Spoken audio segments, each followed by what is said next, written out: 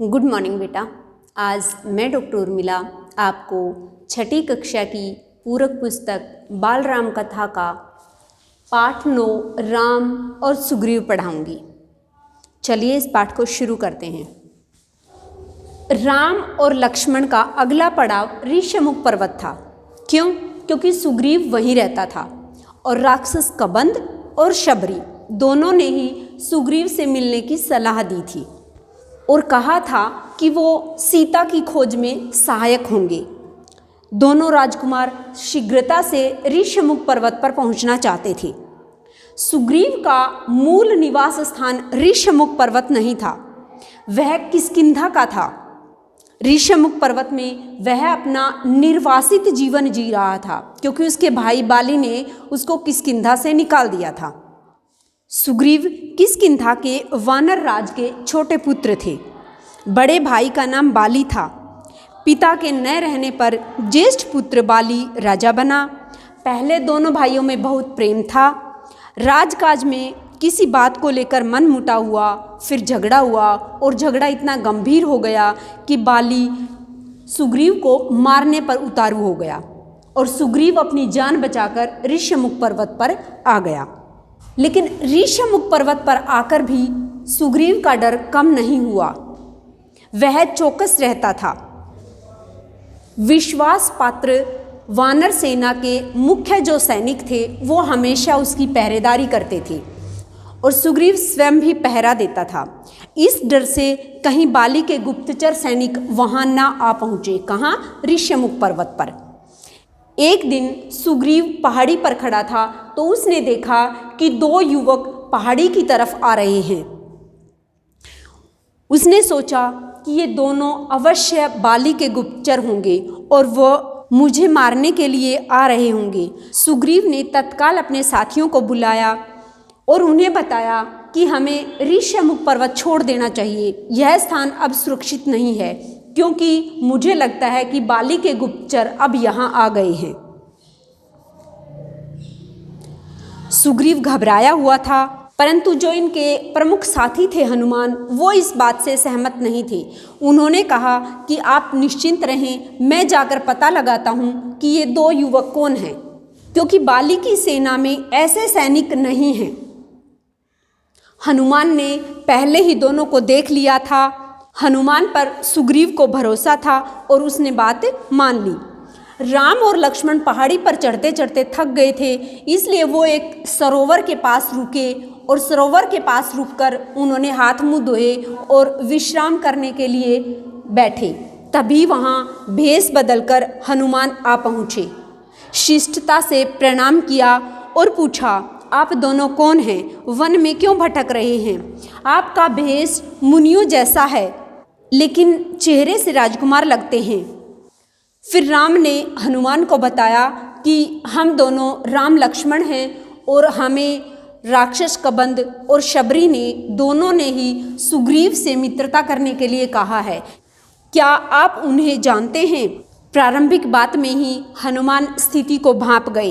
वे अपने मूल रूप में आ गए, यानी वो भेष बदल कर इनके सामने आए थे। तो जैसे ही इन्होंने अपना परिचय दिया कि हम राम लक्ष्मण हैं और इस तरह से हम सुग्रीव से मिलने जा रहे हैं, अगर आप सुग्रीव से हमें मिलवा सकते हैं तो आप बताइए। तो हनुमान जी वापस अपने पुराने भेष में आ गए और उनके सामने अपना असली परिचय दिया। प्रणाम करते हुए वे बोले, मैं हनुमान हूँ, सुग्रीव का सेवक। उन्होंने आपका परिचय जानने के लिए भेजा है। लक्ष्मण ने उन्हें अपना परिचय दिया, वन में आने का कारण बताया और यह भी बताया कि वे कबंध और शबरी की सलाह पर आए हैं सुग्रीव से मिलने, उनसे सहायता मांगने। हनुमान के चेहरे पर हल्की सी मुस्कान छा गई कि जो खुद जिसे सहायता की ज़रूरत है उससे कोई सहायता मांगने आया है। खुद सहायता की ज़रूरत किसको है? सुग्रीव को, क्योंकि उसके बड़े भाई बाली ने उसको किष्किंधा से निकाल दिया तो उसे सहायता की ज़रूरत है। लेकिन इधर देखते हैं कि राम को भी सहायता की ज़रूरत है क्योंकि उसे सीता को खोजना है। तो इस बात को सोचकर हनुमान के चेहरे पर थोड़ी सी हल्की सी मुस्कान आ जाती है। हनुमान समझ गए राम और सुग्रीव दोनों की स्थिति एक जैसी है, दोनों को एक दूसरे की सहायता करनी चाहिए। वे मित्र हो सकते हैं, एक अयोध्या से निर्वासित और दूसरा किष्किंधा से निर्वासित। एक की पत्नी को रावण उठा ले गया और एक की पत्नी को बड़े भाई ने हथिया लिया। दोनों के पिता नहीं हैं। उसके बाद हनुमान ने राम और लक्ष्मण को कंधे पर बिठाया और वो कुछ ही पल में ऋष्यमुख पर्वत पर पहुंच गए। हनुमान ने दोनों को सुग्रीव से मिलाया। दोनों ने अग्नि को साक्षी मानकर मित्रता की शपथ ली। किन दोनों ने? राम और सुग्रीव ने। दोनों ने अग्नि को साक्षी मानकर मित्रता का वचन लिया। सुग्रीव ने कहा, आज से हमारे सुख दुख साझा हैं, यानी एक हैं। अगर एक दुखी है तो दूसरा भी, अगर एक सुखी है तो दूसरा भी सुखी है।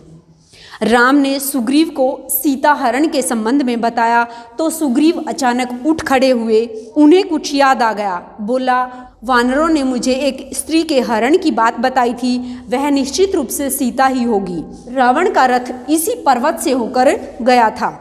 राम और लक्ष्मण ध्यान से सुग्रीव की बात सुन रहे थे। सुग्रीव बोलते रहे। सीता स्वयं को रावण के चंगुल से छुड़ाने का प्रयत्न कर रही थी। वानरों को देखकर उसने अपने कुछ आभूषण उतार कर फेंके थे। गहनों की एक पोटली राम के सामने रखते हुए उन्होंने कहा, देखिए क्या ये गहने सीता के हैं। राम ने आभूषण तुरंत पहचान लिए। कुछ गहने लक्ष्मण ने भी पहचाने। गहने देखकर राम शोक सागर में डूब गए। उनके मुंह से निकला, धिक्कार है मुझे हे सीते, मैं संकट में तुम्हारी रक्षा नहीं कर सका। मेरा पौरुष, बल, पराक्रम, ज्ञान तुम्हारे काम नहीं आया। सुग्रीव ने उन्हें सांत्वना दी, सीता अवश्य मिल जाएगी। मैं हर प्रकार से आपकी सहायता करूंगा मित्र। रावण का सर्वनाश निश्चित है। राम के बाद सुग्रीव ने अपनी व्यथा कथा राम को सुनाई और बताते हुए कहा कि बाली यानी उसका बड़ा भाई, बाली ने मुझे राज्य से निकाल दिया है, मेरी स्त्री छीन ली है, मेरा वध करने की चेष्टा कर रहा है यानी प्रयत्न कर रहा है। संकट के समय हनुमान, नल और नील ने मेरा साथ दिया। उन्होंने मुझे कभी नहीं छोड़ा। तो सुग्रीव का साथ किस किस ने दिया? हनुमान, नल और नील ने। उसने राम से सहायता मांगी। राम बोले, चिंता मत करो मित्र, तुम्हें अपना राज्य भी मिलेगा और स्त्री भी। राम देखने में सुकुमार थे। उन्हें देखकर उनकी शक्ति का पता नहीं लगाया जा सकता था। सुग्रीव को राम के आश्वासन पर भरोसा नहीं हुआ और उन्होंने कहा कि बाली महाशक्तिशाली है, उसे हराना इतना आसान नहीं है। वह शाल के 7 वृक्षों को एक बार में झकझोर सकता है, यानी उनको हिला सकता है। राम ने इसका कोई उत्तर नहीं दिया। धनुष उठाया और तीर चला दिया। तीर लगते ही शाल के 7 वृक्ष कटकर गिर गए। इस शक्ति प्रदर्शन पर सुग्रीव ने हाथ जोड़ लिए। राम ने कहा, मित्र अब विलंब कैसा, यानी देर कैसी। बाली को युद्ध के लिए ललकारो। किष्किंधा की राजगद्दी का निर्णय उसी युद्ध में हो जाएगा। सुग्रीव चिंतित हो गए। युद्ध में बाली को हराना असंभव था। राम ने कहा कि चिंता मत करो, मैं पेड़ की ओट से युद्ध देखूंगा और जैसे ही मुझे लगेगा कि तुम्हारे ऊपर संकट है, मैं तुरंत तीर चला दूंगा। जब तुम पर संकट आएगा, तुम्हारी सहायता करूंगा। बाली की मृत्यु मेरे ही बाण से होगी, वह मारा जाएगा। योजना बनाकर सब किष्किंधा पहुंच गए। सुग्रीव आगे था, राम, लक्ष्मण और हनुमान छिप गए। मेरे पीछे राम की शक्ति है, उसने सोचते हुए बाली को ललकारा। बाली के क्रोध की सीमा न रही। वह गरजता हुआ निकला, आज शिकार स्वयं मेरे मुंह तक आया है, मैं तुझे नहीं छोड़ूंगा। उसके बाद बाली और सुग्रीव में भीषण मल्ल युद्ध हुआ। दोनों एक दूसरे से गूंथ गए। युद्ध में बाली भारी पड़ रहा था। लगता था सुग्रीव का अंत निश्चित है। राम पेड़ के पीछे खड़े थे, हाथ में धनुष लिए हुए, पर उन्होंने तीर चलाया नहीं।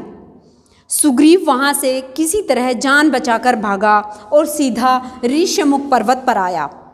राम, लक्ष्मण और हनुमान वो तीनों भी वापस लौटकर ऋष्यमुख पर्वत पर आए। सुग्रीव राम पर कुपित था, यानी क्रोधित था। क्यों क्रोधित था? कि उसी ने भेजा कि बाली को ललकारो और उसके साथ युद्ध करो, और फिर उसने तीर भी नहीं चलाया क्योंकि बाली सुग्रीव पर भारी पड़ रहा था। तो किसी तरह बाली अपनी जान बचाकर भागा, तो क्रोध आना स्वाभाविक था। उसके बाद जब सभी वापस ऋषमुख पर्वत पर आ गए तो सुग्रीव ने राम से कहा, यह धोखा है, आपने मेरे साथ धोखा किया। अगर समय रहते मैं वहाँ से नहीं भागता तो बाली आज मेरा वध कर देता। लेकिन राम की कठिनाई दूसरी थी, क्योंकि बाली और सुग्रीव की शक्ल सूरत एक दूसरे से इतनी मिलती थी कि वो समझ ही नहीं पाए कि बाली कौन सा है और सुग्रीव कौन सा है। अगर वो तीर चला देते तो वो अपने दोस्त को खो बैठते, और ये दुविधा राम ने सुग्रीव को बताई। लक्ष्मण ने समझा बुझाकर सुग्रीव को तैयार किया एक और युद्ध के लिए। राम ने कहा, आओ मित्र, इस बार बाली को पहचानने में कोई चूक नहीं होगी। इस बार उसका अंत निश्चित है। सुग्रीव डरा हुआ था, घबराया हुआ भी, पर राम के कहने पर तैयार हो गया। सुग्रीव वापिस किष्किंधा पहुंचा, किष्किंधा जहाँ बाली रहता था, जो उसकी राजधानी थी। उसने बाली को ललकारा। बाली को सुग्रीव का यह साहस समझ नहीं आया। वह अंतपुर में था अपनी पत्नी रानी तारा के साथ। बाली की पत्नी का क्या नाम था? तारा। तारा के साथ बाली जाने लगा तो तारा उसे समझाने का प्रयास करने लगी। जाने से मना किया। बाली ने उसकी बात नहीं मानी। पैर पटकता हुआ बाहर आया, क्रोध से उबल रहा था। बाली ने हाथ हवा में उठाया, मुट्ठी बिछी हुई थी। वह एक ही गुस्से में सुग्रीव का काम तमाम कर देना चाहता था। तभी राम ने बाण चलाया और बाण सीधा उसकी छाती में लगा। बाण के लगते ही बाली लड़खड़ाकर गिर पड़ा। बाली के गिरते ही राम, लक्ष्मण और हनुमान उसके पास पहुँचे। बाली के मरने के बाद सुग्रीव के राज्याभिषेक की तैयारियां शुरू कर दी। सुग्रीव को राजगद्दी मिली। राम की सलाह पर बाली के पुत्र अंगद को, किसको? बाली के पुत्र का क्या नाम था? अंगद। अंगद को युवराज बनाया गया। क्या बनाया गया? युवराज। राजगद्दी पर बैठने के बाद राम ने सुग्रीव का संबोधन बदल दिया। वे उसे मित्र ना कहकर वानर राज कहने लगे। सुग्रीव का मन था कि कुछ समय राम वहीं रहें उनके साथ, लेकिन राम ने मना कर दिया और कहा, यह मेरे पिताजी की आज्ञा के विरुद्ध होगा। उन्होंने मुझे वनवास दिया है, मैं वन में ही रहूँगा। राम किष्किंधा से लौट आए। वर्षा ऋतु के कारण आगे जाना कठिन था। किस ऋतु के कारण? वर्षा ऋतु के कारण। लंकारोहण यानी लंका पर आक्रमण करना कुछ समय के लिए स्थगित कर दिया, यानी रोक दिया। इस अवधि में वे प्रश्रवण पहाड़ पर चले गए। कौन? राम और लक्ष्मण। वर्षा ऋतु बीत गई। राम प्रतीक्षा कर रहे थे सुग्रीव की वानर सेना की सीता की खोज के लिए। सुग्रीव ने राज तिलक के दिन राम को इसका आश्वासन दिया था, लेकिन वह अपना वचन भूल चुके थे। राग रंग में उलझ गए थे। राम चिंतित थे, दुखी भी। हनुमान को सुग्रीव का वचन याद था। राज तिलक के दिन वे वहीं थे। उन्होंने सुग्रीव को याद दिलाया। सुग्रीव ने वानर सेना को एकत्रित करने का यानी इकट्ठा करने का आदेश दिया। यह काम सेनापति नल को सौंपा गया। 15 दिन और बीत गए, लेकिन सेना राम के पास नहीं पहुंची। राम सुग्रीव के इस व्यवहार के कारण क्षुब्ध थे यानी दुखी थे। क्रोध में उन्होंने सुग्रीव के विनाश तक की बात कही। राम को चिंतित देखकर लक्ष्मण से नहीं रहा गया। उन्होंने धनुष उठाया तो राम ने उन्हें रोक दिया। कहा, सुग्रीव को बस समझाना है, वह हमारा मित्र है। लक्ष्मण किष्किंधा चले गए सुग्रीव को समझाने। वहां पहुंचकर उन्होंने धनुष पर प्रत्यंचा चढ़ाई और डोरी खींचकर छोड़ी। उसकी टंकार से सुग्रीव कांप गया। धनुष की टंकार सुनते ही उसे अपना वचन याद आ गया। तारा ने सलाह दी। तारा यानी अब जो बाली की पत्नी थी वो सुग्रीव की पत्नी हो चुकी थी। तो तारा ने उसको सलाह दी कि वे तुरंत जाकर राम से मिले, क्षमा याचना करें। सुग्रीव ने ऐसा ही किया। राम के पास जाने से पूर्व सुग्रीव ने हनुमान को आवश्यक निर्देश दिए। वानर सेना एकत्रित यानी इकट्ठा करने का आदेश। इस बार सुग्रीव सेना एकत्र होने तक नहीं रुके, तुरंत निकल पड़े लक्ष्मण के पीछे पीछे। राम के सामने जाकर भयभीत सुग्रीव ने राम से क्षमा मांगी अपनी चूक के लिए यानी अपनी भूल के लिए। राम ने उन्हें उठाकर गले लगा लिया। राम और सुग्रीव बात कर ही रहे थे कि तभी उछल कूद करती वानरों की टोलियां वहां आ पहुंची। हनुमान के साथ लाखों वानर थे। जामवंत पीछे भालुओं की सेना के साथ थे। इसके बाद लंकारोहण की योजना बनी। वानरों को 4 टोलियों में बांट दिया गया। कितनी टोलियों में? 4 टोलियों में। अंगद को दक्षिण दिशा में जाने वाली टोली का अग्रिम नेता बनाया गया। उस दल में हनुमान, नल और नील भी थे। यानी जो दक्षिण दिशा में टोली जा रही थी, दक्षिण दिशा में क्या था? लंका थी। तो लंका की तरफ जो जा रही थी टोली, उन वानरों की सेना का नेता किसे बनाया? अंगद का। और उसमें कौन कौन शामिल थे? हनुमान, नल, नील, ये सारे उसमें शामिल थे। राम की भी यही इच्छा थी। उन्होंने कहा, वानरों की सेना भेजने से पहले चतुर और बुद्धिमान दूतों को लंका भेज दिया जाए, यही उचित है। राम और सुग्रीव की जय जयकार करते वानर अपनी निर्धारित दिशाओं की ओर चल पड़े। यानी जिन वानरों को जिस दिशा में जाने का निर्देश दिया गया था, वो सब उन दिशाओं में चले गए। दक्षिण दिशा में जाने वाले दल को राम ने रोक लिया। उन्होंने हनुमान को अपने पास बुलाया। राम ने अपनी अंगूठी उतारकर हनुमान को दे दी।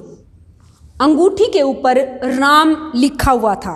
उन्होंने कहा, जब सीता से भेंट हो तो यह अंगूठी उन्हें दे देना। वे इसे पहचान जाएंगी और समझ जाएंगी कि मैंने तुम्हें भेजा है। यानी राम ने हनुमान को भेजा है। कैसे पहचान जाएगी सीता? क्योंकि हनुमान को बताया गया है कि आप जब सीता से मिलें तो ये जो अंगूठी है वो उसे दिखा दे। जो दक्षिण दिशा में वानरों की टोली जानी थी वो किष्किंधा से चल पड़ी। आगे आगे अंगद और हनुमान चल रहे थे। चलते चलते वो एक ऐसे स्थान पर पहुँचे जहाँ भूमि थी ही नहीं, केवल पानी ही पानी था। यानी समुद्र था, विशाल समुद्र, अथाह गहराई, यानी बहुत ज़्यादा गहरा। लहरों की जो गरज थी वो कपा देने वाली। समुद्र को देखकर सबका साहस जवाब दे गया। वानर थक हार कर वहीं बैठ गए। अंगद ने कहा कि राम की सेवा में प्राण भी चले जाएं तो दुख नहीं होगा। जटायु ने अपनी जान दे दी, हम भी पीछे नहीं हटेंगे। तभी एक विशाल गिद्ध पहाड़ी के पीछे से निकला। वह जटायु का भाई था, उसी जटायु का जिसने सीता हरण के समय रावण से युद्ध किया था, सीता को बचाने की कोशिश की थी और उस कोशिश में अपने प्राण गंवा दिए थे। उसी जटायु का भाई इस पहाड़ी के पीछे से निकल कर आया और उसका नाम क्या था? संपाति। जटायु के भाई का क्या नाम था? संपाति। उसने कहा, सीता लंका में है, मैं जानता हूँ, रावण उन्हें लेकर गया है। आप लोगों को यह समुद्र पार करना होगा। संपाति ने क्या बताया कि आपको ये समुद्र पार करना होगा, तभी आप लंका में जा सकते हैं। और सीता जो है वो लंका में है। सीता तक जाने का यही एक रास्ता है। सीता की सूचना मिलने से प्रसन्न हुआ वानर दल फिर निराशा में डूब गया। समुद्र सामने था, विकराल था, उसे कौन पार करेगा, कैसे करेगा? अंगद उदास हो गए। अंगद क्या हो गए? उदास हो गए। लक्ष्य सामने था पर विकट था, उन्हें कुछ नहीं सूझ रहा था। बूढ़ा संपाति उनकी सहायता कर सकता था, पर इस आयु में इतनी लंबी उड़ान उड़ना उसके लिए संभव नहीं था। वानर दल असमंजस में पड़ गया। अंगद ने पहले ही कह दिया था कि यहाँ से वापस नहीं जाएंगे जब तक राम का काम पूरा नहीं हो जाएगा, यानी सीता का पता नहीं लगा लेंगे। वे न आगे जा सकते थे और न पीछे जा सकते थे। वे एक दूसरे को देख रहे थे। इस दल में सबसे बुद्धिमान जामवंत थे। सबसे बुद्धिमान कौन थे? जामवंत। सब उसके पास गए। उसके पास भी इस कठिन प्रश्न का कोई उत्तर नहीं था। तभी जामवंत की दृष्टि हनुमान पर पड़ी। किस पर पड़ी? हनुमान पर। जामवंत की दृष्टि किस पर पड़ी? हनुमान पर पड़ी। वे सबसे दूर बैठे थे, चुपचाप। जामवंत जानते थे कि यह काम हनुमान कर सकते हैं। वे पवन पुत्र हैं। उनकी शक्ति अपार है, लेकिन उन्हें स्वयं इसका अनुमान नहीं है। उनकी सोई हुई शक्ति जामवंत ने जगाई और कहा, हनुमान आपको जाना पड़ेगा, यह कार्य केवल आप कर सकते हैं। और सभी की आंखें हनुमान पर टिक गई। किस पर टिक गई? हनुमान की, क्योंकि इस समुद्र को पार करने का साहस केवल और केवल हनुमान में था, इसलिए सबकी नज़र हनुमान पर टिकी हुई थी।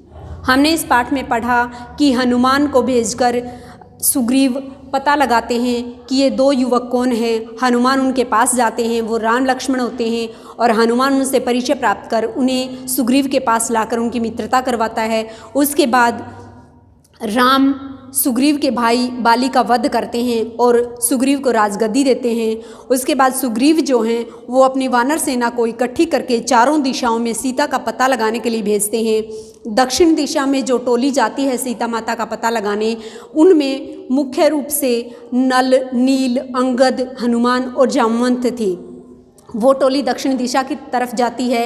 राम हनुमान को अपनी अंगूठी देते हैं और बताते हैं कि अगर सीता आपको मिलती है तो आप ये अंगूठी उन्हें चिन्ह स्वरूप देना, ताकि वो पहचान जाए कि आप राम के भेजे हुए दूत हो। दक्षिण दिशा की तरफ गई हुई टोली फिर एक ऐसे स्थान पर पहुंचती है जहां आगे भूमि नहीं थी, केवल पानी था और उस पानी के बाद लंका थी। उन्हें कुछ रास्ता नहीं सूझ रहा था। तभी पहाड़ी के पीछे से एक गिद्ध निकल कर आता है जिसका नाम संपाति था, और जो जटायु का भाई था वो उन्हें बताता है कि सीता को रावण उठाकर लंका में लेकर गया है और लंका तक पहुंचने का एक सिर्फ यही रास्ता है कि समुद्र को पार किया जाए। सभी वानर चिंतित हो जाते हैं कि इस समुद्र को पार करना तो संभव नहीं है। तभी जामवंत जो सबसे बुद्धिमान थे इस टोली में, उनकी नज़र हनुमान पर पड़ी और उन्हें पता था कि ये कार्य हनुमान ही कर सकते हैं, क्योंकि वो पवन पुत्र हैं और जामवंत हनुमान की सोई हुई शक्ति को जगाते हैं। इसके आगे की कहानी हम किसी और वीडियो में पढ़ेंगे। अगर वीडियो अच्छी लगी तो इसे लाइक और शेयर करें तथा मेरे चैनल को सब्सक्राइब करें। धन्यवाद।